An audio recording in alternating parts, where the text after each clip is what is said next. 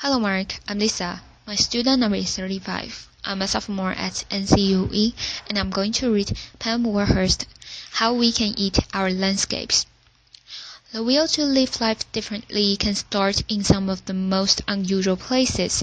This is where I come from, Todmorden. It's a market town in the north of England, 15,000 people. Between Leeds and Manchester, fairly normal market town. It used to look like this, and now it's more like this, with fruit and veg and herbs sprouting up all over the place. We call it propaganda gardening. Laughter. Corner railway station car park, front of a health center, people's front gardens, and even in front of the police station. Laughter. We've got edible canal towpaths, and we've got sprouting cemeteries. The soil is extremely good. Laughter. We've even invented a new form of tourism. It's called vegetable tourism, and believe it or not, people come from all over the world to poke around in our raised beds, even when there's not much growing. Laughter. But it starts a conversation. Laughter. And you know, we are not doing it because we are bored. Laughter. We're doing it because we want to start a revolution. We tried to answer this simple question. Can you find a unifying language that cuts across age and income and culture that will help people themselves find a new way of living, see spaces around them differently, think about the resources they use differently, interact differently? Can we find that language? And then can we replicate those actions? And the answer would appear to be yes, and the language would appear to be food. So, 3.5 years ago, a few of us sat around the kitchen table and we just invented the whole thing. Laughter. Applause. We came up with a really simple game plan that we put to a public meeting. We did not consult. We did not write a report. Enough of all that. Laughter. And we said to that public meeting in Todmorden, look, let's imagine that our town is focused around 3 plates. A community plate, the way we live our everyday lives. A learning plate, what we teach our kids in school and what new skills we share amongst ourselves. And business, what we do with the pounds in our pocket and which businesses we choose to support. Now let's imagine those plates agitated with community actions around food.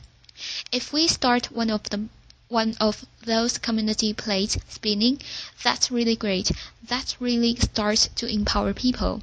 But if we can then spin that community plate with the learning plate, and then spin it with the business plate, we've got a real show there. We've got some action theater. We are starting to build resilience ourselves. We are starting to reinvent community ourselves, and we've done it all without a flipping strategy document. Applause. And here's the thing as well. We've not asked anybody's permission to do this. We are just doing it. Laughter.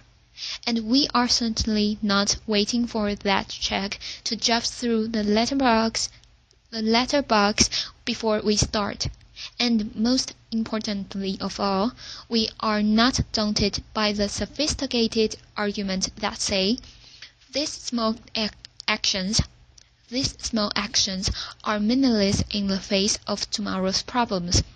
Because I have seen the power of small actions, and it is awesome. So, back to the public meeting. Laughter. We put that proposition to the meeting. 2 seconds, and then the room exploded. I have never ever experienced anything like that in my life, and it's been the same in every single room, in every town that we've ever told our story. People are ready and respond to the story of food. They want positive actions they can engage in. And in their bones, They know it's time to take personal responsibility and invest in more kindness to each other and to the environment. And since we had that meeting 3.5 years ago, it's been a heck of a roller coaster. We started with a seed swap, really simple stuff, and then we took an area of land, a strip on the side of our main road, which was a dog toilet basically, and we turned it into a really lovely herb garden. We took the corner of the car park in the station that you saw, and we made vegetable beds for everybody to share and pick from themselves. We went to the doctors. We've just had a £6 million health centre built in Todmorden, and for some reason that I cannot comprehend, it has been surrounded by prickly plants. Laughter. So we went to the doctors, said, "Would you mind us taking them up?" They said, "Absolutely fine, provided you get planning permission and you do it in Latin and you do it in triplicate." So we did. Laughter. And now there are fruit trees and bushes and herbs and vegetables around that doctor's surgery. And there's been lots of other examples, like the corn that was in front of the police station and the old people's home that we've planted it with food that they can pick and grow. But it isn't just about growing, because we all are part of this jigsaw. It's about taking those artistic people in your community and doing some fabulous designs in those raised beds to explain to people what's growing there. Because there's so many people that don't really recognize a vegetable unless it's in a bit of plastic with a bit of an instruction packet on the top. Laughter. So we have some people who decide these things. If it looks like this, please don't pick it. But if it looks like this, help yourself. This is about sharing and investing in kindness. And for those people that don't want to do either of those things, maybe they can cook, so we pick them seasonally and then we go on the street, or in the pub, or in the church, or wherever people are living their lives. This is about us going to the people and saying, we are all part of the local food jigsaw, we are all part of a solution. And then, because we know we've got vegetable tourists and we love them to bits and they're absolutely fantastic, we thought, what could we do to give them an even better experience? So we invented, without asking, of course, the incredible edible green route. And this is a route of exhibition gardens and edible towpaths and bee-friendly sites, and the story of pollinators, and it's a route that we designed that takes people through the whole of our town, past our cafes and our small shops, through our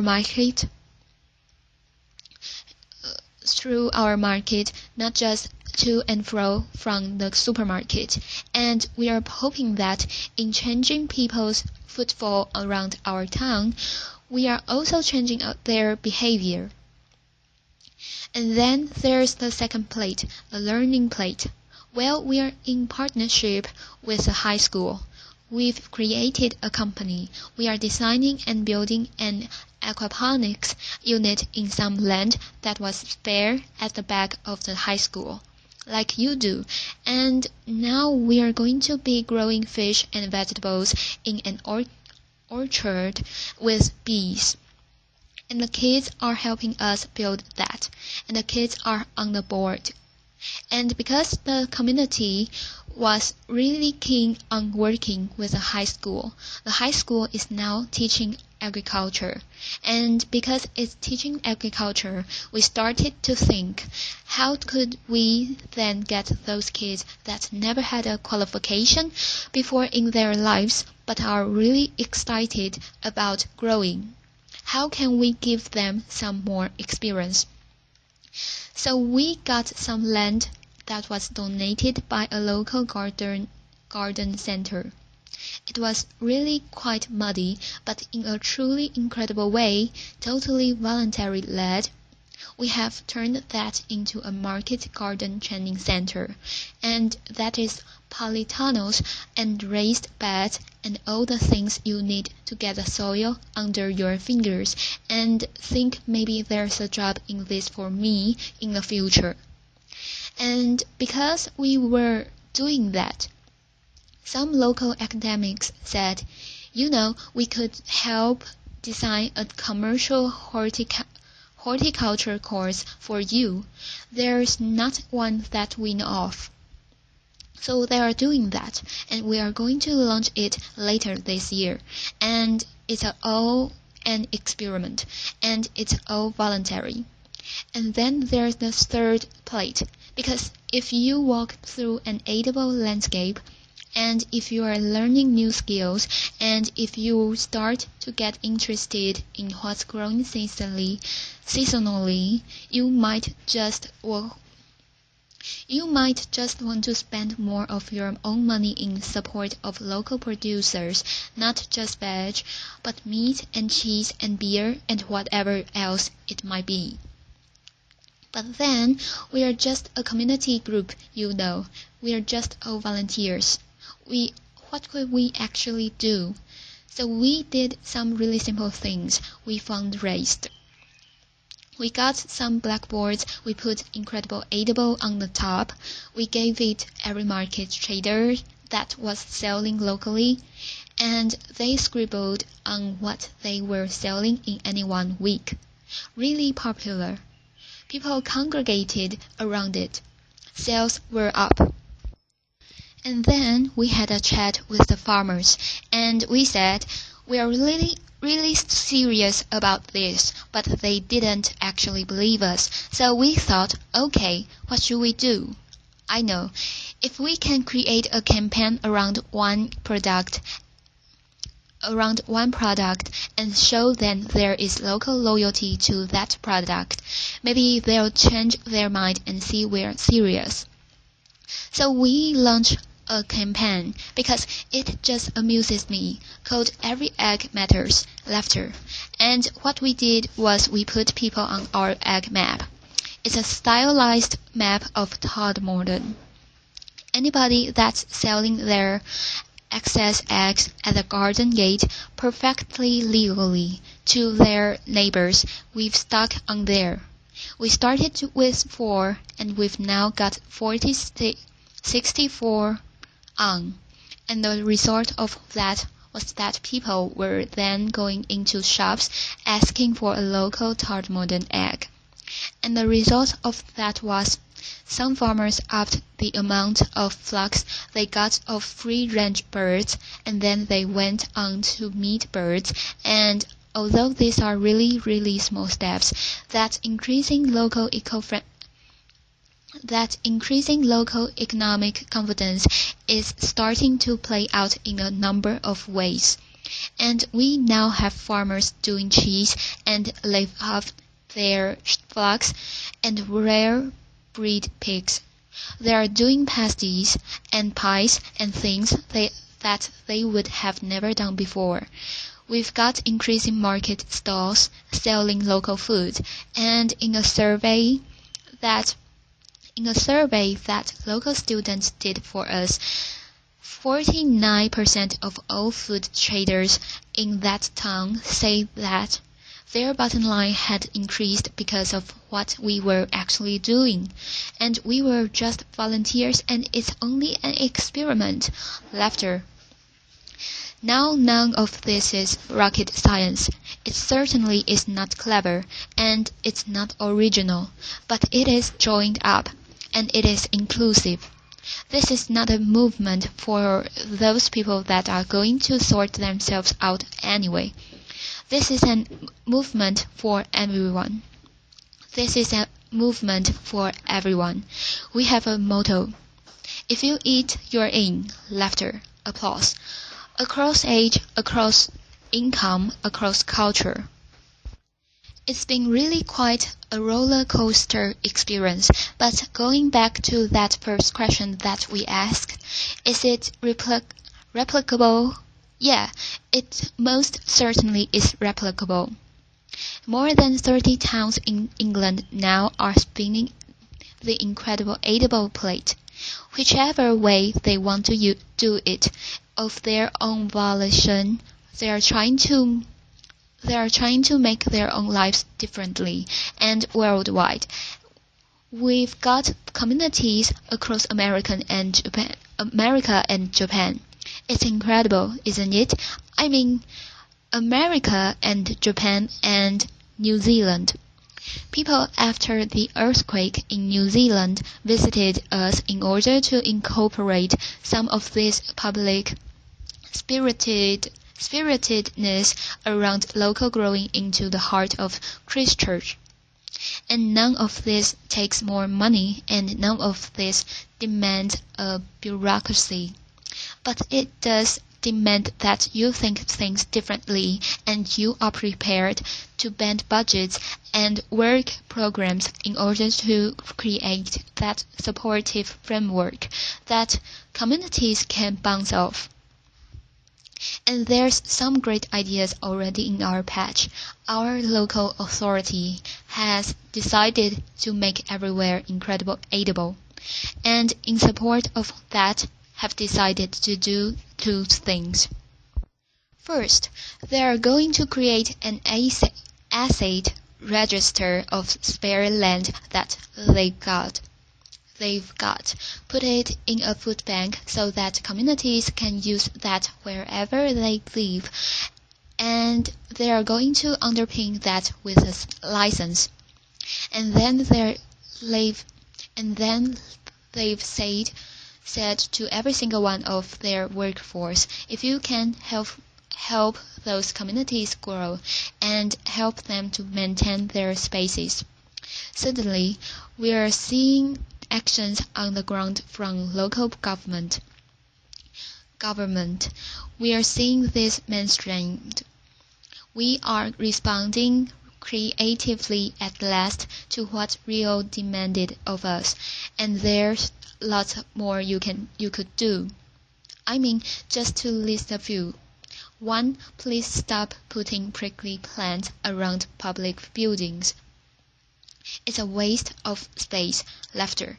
Secondly, please create edible landscapes so that our children start to walk past their food day in, day out, on our high streets, in our parks, wherever that might be. Inspire local planners to put the food sites at the heart of the town and the city plan, not relegate them to the edges of the settlements that nobody can see. Encourage all our schools to take this seriously. This isn't a second-class exercise. If we want to inspire the farmers of tomorrow, then please let us say to every school, create a sense of purpose around the importance to the environment, local food, and soils. Put that at the heart of your school culture, and you will create a different generation. There are so many things you can do, but ultimately this is about something really simple. Through an organic process, through an increasing recognition of the power of small actions, we are starting, at last, to believe in ourselves again, and to believe in our capacity, each and every one of us, to build a different and a kinder future. And in my book, that's incredible. Thank you. Applause. Applause. Thank you very much. Applause.